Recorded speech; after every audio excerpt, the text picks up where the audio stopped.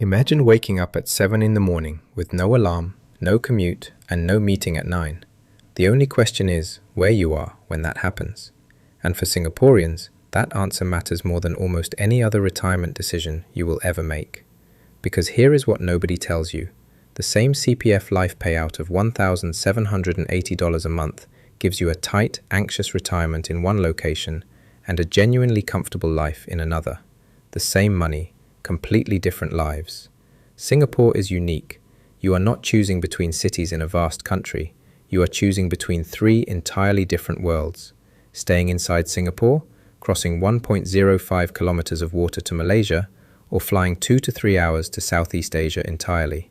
Each world has a different price tag, a different lifestyle, and a different set of risks.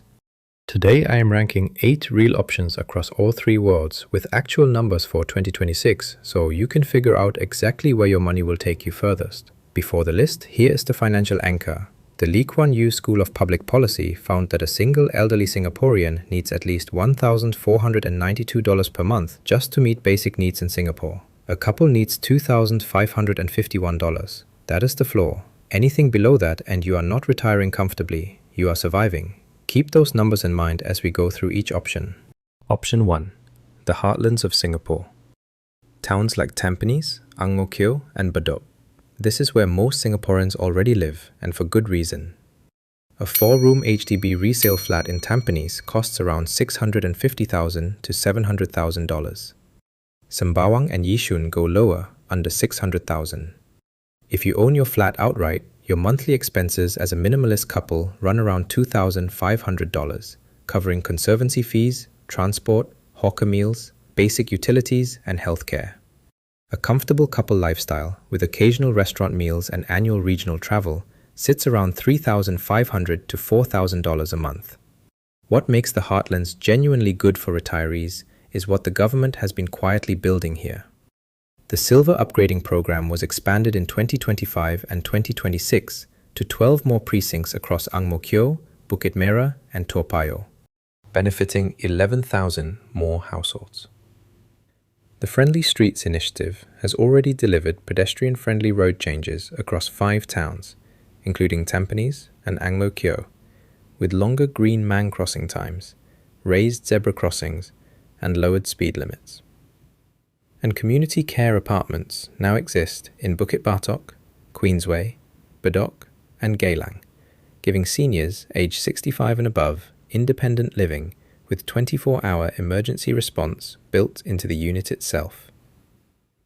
If your CPF Life payout is at or above the full retirement sum level, meaning $1,780 a month, and you own a fully paid flat in the heartlands, retirement here is financially viable with modest supplementary income or savings. The MRT network means you do not need a car. Hawker centres keep food costs minimal.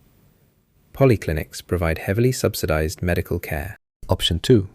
Mature estates in the centre. Toa Payoh, Bishan, Queenstown. These are Singapore's most established residential towns with the deepest community infrastructure, the most walkable streets, the best access to specialists and private hospitals, and the highest property values outside the prime districts. A 4-room resale flat in Toa Payoh now carries a median price above $810,000. Queenstown crossed $1,038,000 in the first quarter of 2026. The reason these matter for retirement planning is two-directional. If you currently own a flat here, that equity is your most powerful retirement tool. Downsizing from a 5-room flat in Toa Payoh to a 2-room flexi resale flat in a less central town can unlock $300,000 to $500,000 in cash, which you can redirect into your CPF retirement account to permanently increase your monthly payout for life. That is not just a housing decision. It is a retirement income decision with a lifelong compounding effect. If you want to stay in a mature estate for the community, the convenience, and the healthcare proximity, the monthly living costs run higher, around $4,000 to $5,000 for a comfortable couple. That requires either the enhanced retirement sum CPF Life payout, rental income from a spare room, or a meaningful investment portfolio outside CPF. Option 3. Woodlands and the North. Woodlands is Singapore's most underrated retirement option right now. 4-room resale flats here sell under $500,000, making it the most affordable, mature connected town in the country. The Thompson East Coastline now connects Woodlands directly to Orchard Road in around 20 minutes. BTO options remain available here, with 4-room flats from $353,000 before grants under the Woodgrove Acres launch. And here is the forward-looking reason Woodlands becomes even more interesting from late 2026. The Johor Bahru to Singapore Rapid Transit System link, the RTS, is targeted to begin passenger service between Bukit Chaga in Johor Bahru and Woodlands North MRT, 5 minutes, 10,000 passengers per hour per direction. Living in Woodlands means you will soon be able to access Malaysia's dramatically lower cost of living for daily groceries, dining and healthcare in less time than it takes to travel one MRT stop. That combination of Singapore stability with Malaysia affordability, accessible from your front door, is genuinely difficult to replicate anywhere else. Option 4. Johor Bahru, Malaysia. This is the option that up to 1 in 3 Singaporeans now seriously considers for retirement, and the numbers explain exactly why. Cross 1.05 kilometers of water, and almost every price you can name falls by half, doubles in purchasing power, or more. A couple retiring in Johor Bahru spends around 5,150 ringgit per month for a comfortable lifestyle. At current exchange rates, that is roughly 1,542 Singapore dollars. The same CPF LIFE payout of $1,780 that barely covers Singapore's minimum income standard suddenly leaves you with $238 of surplus every single month, without touching your savings at all. Property in Johor Bahru. Median condo prices sit around 588,000 ringgit, which is approximately 172,000 Singapore dollars. A landed property in Iskandar Puteri, with a private swimming pool and parking for 3 cars, costs the ringgit equivalent of about 1 million Singapore dollars. That is what $1 million buys across the border. In Queenstown, the same amount buys a standard 4-room HDB flat. For visa access, the Malaysia My Second Home Silver tier requires a fixed deposit of 150,000 US dollars in a Malaysian bank and a property purchase of at least 600,000 ringgit. The visa is valid for 5 years and renewable. The upcoming RTS link reduces the travel time to Singapore to 5 minutes, which solves the 2 biggest objections most Singaporeans raise: distance from family and access to Singapore's specialist hospitals. Your CPF Life payouts continue arriving in your Singapore bank account regardless of where you live.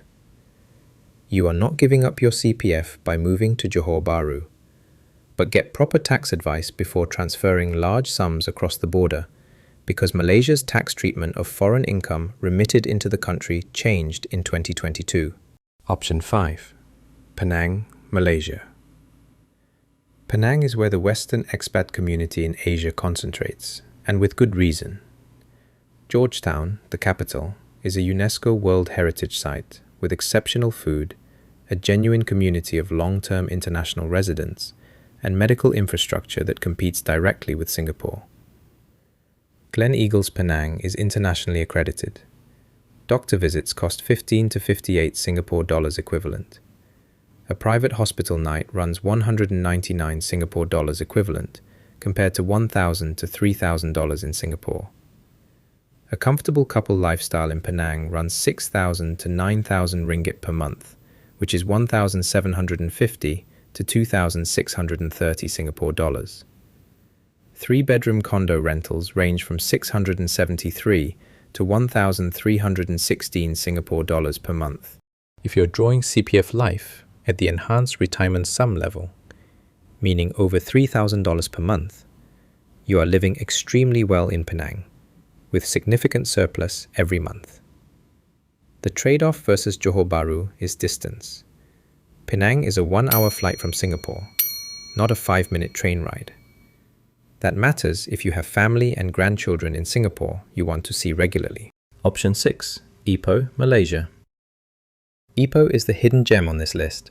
Limestone hills, cave temples, colonial-era coffee shops, and a pace of life that feels like it belongs to a different era. The cost of living here is meaningfully below even Penang. A comfortable couple can retire in Ipoh on 1,200 to 1,500 Singapore dollars per month. That is cheaper than any other option on this list by a significant margin. The trade-off is infrastructure. Ipoh has a growing retiree community, but English-speaking medical specialists are fewer, expat networks are smaller, and getting back to Singapore requires a domestic flight or a long drive via Johor. This option suits Singaporeans who want maximum budget efficiency and are in good health in their early retirement years, but it demands more forward planning for healthcare as you age. Option 7. Chiang Mai, Thailand. Chiang Mai offers what many Singaporeans discover too late: the ability to live at a genuinely high standard on a full retirement some CPF LIFE payout alone, with money to spare. A comfortable Western standard retirement in Chiang Mai runs 50,000 to 75,000 Thai baht per month. In Singapore dollar terms, that is $1,500 to $2,350. Below the full retirement sum payout level, one-bedroom condominiums in central Chiang Mai rent for $300 to $700 per month. Local meals cost the equivalent of 1 to 3 Singapore dollars.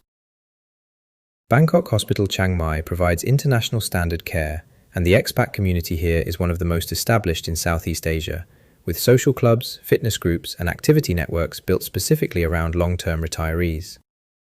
To stay in Thailand legally as a retiree, you need the non-immigrant OA visa. The requirement is 800,000 Thai baht, approximately 30,700 Singapore dollars, held in a Thai bank account. Alternatively, you need a monthly income of 65,000 Thai baht, which is roughly 2,500 Singapore dollars. A CPF LIFE payout at the enhanced retirement sum level already clears that income threshold without the deposit. One critical update for 2026. Thailand now taxes foreign income remitted into the country if you are a tax resident, meaning you spend 180 days or more per year in Thailand. If you transfer your CPF LIFE payments directly into a Thai bank account, get a tax advisor before you move, not after.